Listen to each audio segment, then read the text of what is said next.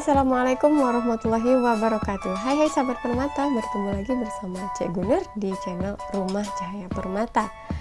Nah, kali ini kita sudah berada di akhir tema 1 ya, subtema 3 pembelajaran ke-6. Nah, kali ini pembelajaran ke-6 masih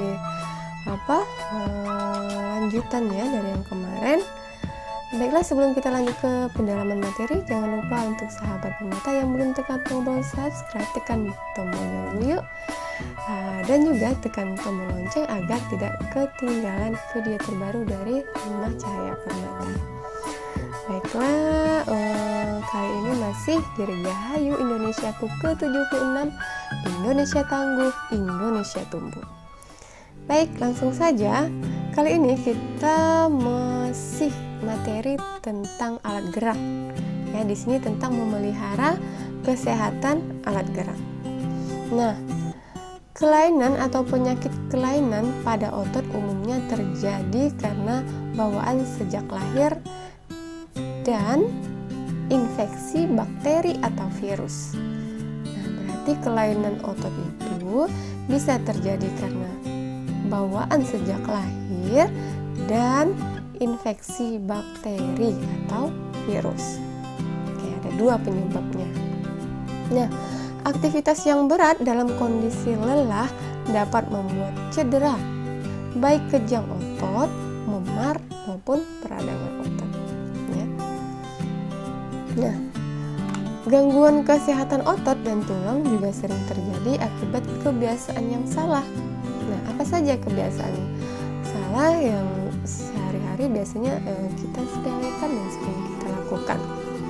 Ternyata itu berbahaya untuk kesehatan otot dan tulang.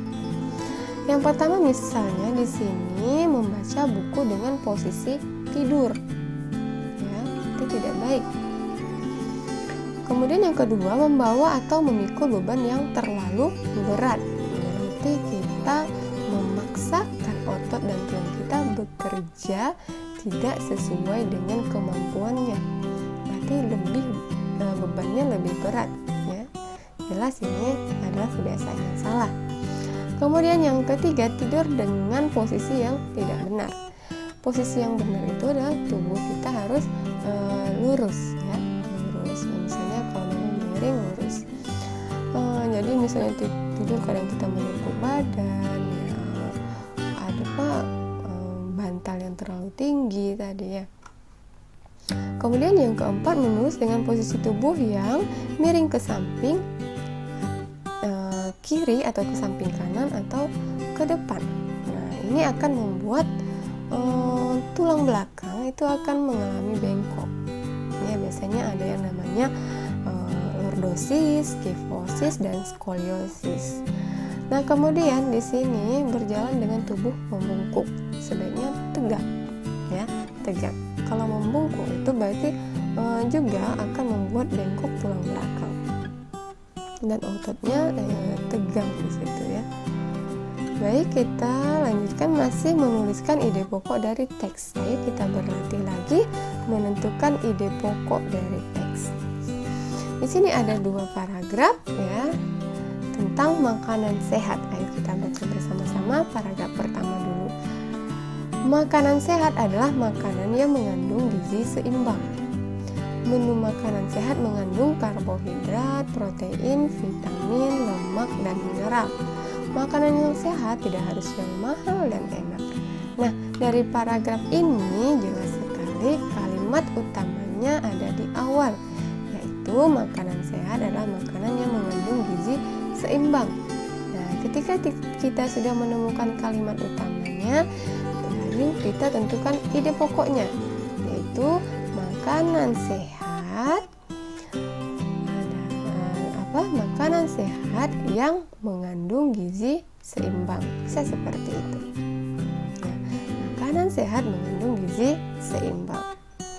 Baik, kemudian untuk paragraf kedua kita baca lagi yuk.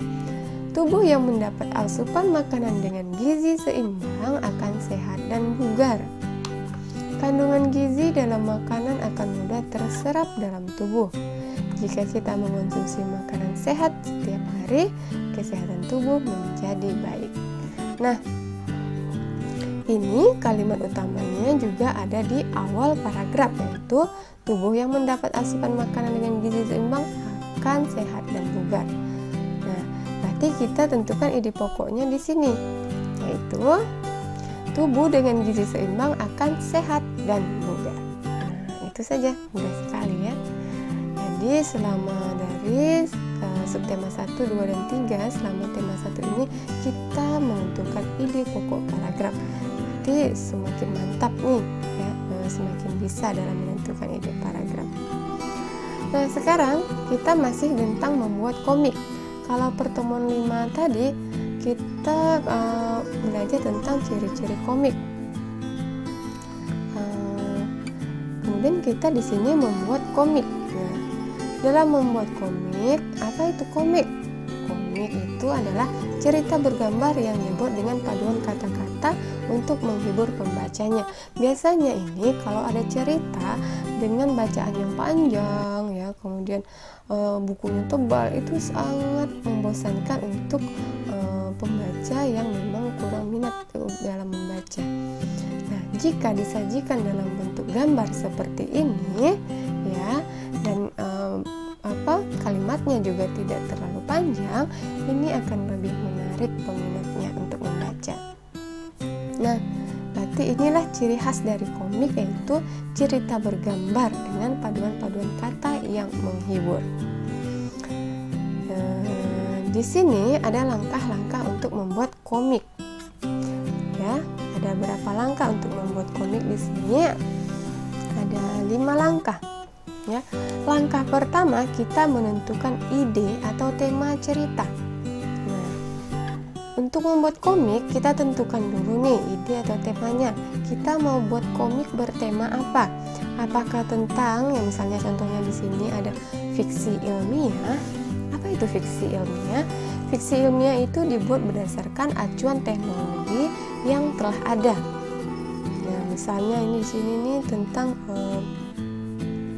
pegunungan ya. Nah, di sini mungkin ada ini komiknya. Berarti ini ilmiah, nyata. Kemudian ada juga tema hayalan. Apa itu tema hayalan? Adalah tentang kehidupan sehari-hari berdasarkan imajinasi dan bukan kisah nyata.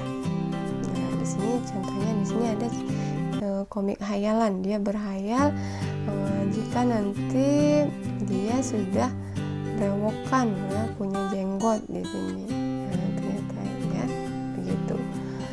Kemudian ada tema fantasi. Apa itu tema fantasi? Nah, di sini adalah cerita imajinasi tentang masa depan atau masa terjadinya di suatu tempat, baik di bumi atau di planet, yang melibatkan bentuk teknologi canggih. Jadi cerita imajinasi di sini ya. Mungkin secara saat ini belum ada ya, makanya imajinasinya di sini. Kemudian untuk yang keempat ada tema drama. Tema drama ini adalah kejadian sehari-hari yang dialami oleh manusia. Ya, apakah itu tentang kesedihan, kekecewaan, ya, kebahagiaan, ya, yang berakhir indah atau berakhir sedih. Nah, ini tentang kehidupan kita sehari-hari. Kemudian ada tema histori. Histori ini ada tema sejarah. Nah, bisa seperti tentang pahlawan, tentang pas sekali 17 Agustus ini tentang merebut kemerdekaan, misalnya tentang penjajahan juga bisa. Kemudian ada contoh fabel. Nah, tema fabel. Fabel ini adalah cerita yang identik dengan kisah-kisah hewan atau satwa yang diibaratkan berperilaku seperti manusia. Nah, misalnya di sini seperti misalnya kalau sering nonton Pada Zaman Dahulu. Nah, itu adalah cerita tentang hewan atau satwa tapi seolah-olah bertindak atau berperilaku seperti manusia. Nah, langkah pertama tadi setelah kita menentukan ide atau tema, langkah kedua kita menentukan karakter tokoh utama dan karakter tokoh pembantu. Ya, tentukan dulu karakter tokohnya. Kemudian yang ketiga kita mendeskripsikan watak atau ciri utama dari tiap karakter. Ya, tadi sudah kita tentukan karakter tokoh utama dan pembantu, kita deskripsikan ciri utamanya. Nah, misalnya ciri utama tokoh utamanya apa, ciri untuk tokoh pembantunya apa. Jadi ada pembeda antara mereka berdua. Kemudian yang keempat kita membuat alur cerita. Nah, alur ceritanya ini apakah alurnya maju nanti ya, misalnya dari masalah kecil untuk tiba-tiba masalah yang besar atau bagaimana. Kemudian barulah terakhir kita menggambar sesuai alur yang telah dibuat. Nah, ketika kita menggambar ya sudah sesuai dengan alurnya, selesai digambar. Nah, di sini ya misalnya sketsanya, bentuk sketsa, baru nanti kita akan melakukan pewarnaan atau pemberian tinta pada sketsa ini. Untuk pilihlah warna-warna yang menarik. Setelah kita memberikan pewarnaan, barulah kita memberi teks percakapan. Nah, seolah-olah gambar ini berbicara, menyampaikan sesuatu. Baiklah, sampai di sini dulu materi kita. Semoga mudah dipahami oleh sahabat bermata. Baiklah, jika sudah memahami materi yang telah disampaikan, silakan untuk menjawab soal uji kompetensi berikut. Nomor 1, menulis dengan posisi tubuh yang miring ke samping dapat menyebabkan terjadinya gangguan kesehatan apa di sini? Ya. Kemudian nomor 2, selain karena bawaan sejak lahir, penyakit kelainan pada otot umumnya terjadi karena infeksi apa tadi? Ya, juga ada. Yang ketiga, ini ada sebuah paragraf. Olahraga merupakan aktivitas di mana setiap seseorang melatih tubuh mereka agar tetap bergerak. Kegiatan ini terbagi atas 2 macam, yaitu olahraga tradisional dan modern. Nah, ide pokok paragraf tersebut adalah mencari ide pokoknya di sini. Kemudian yang keempat, langkah pertama membuat komik adalah menentukan apa tadi di sini, ya. Yang kelima, komik yang menceritakan kisah-kisah satwa atau hewan yang berperilaku seperti manusia, termasuk komik bertema apa? Nah, mudah sekali. Baiklah, terima kasih ya perhatiannya untuk sahabat permata. Nah, awan gelap bangsa telah berlalu, petir manca tak lagi menderu. Berkat rakyat Nusantara yang bersatu, merdeka, itulah kata yang terseru. Baik, Cik Benu akhiri pertemuan kali ini. Wassalamualaikum warahmatullahi wabarakatuh.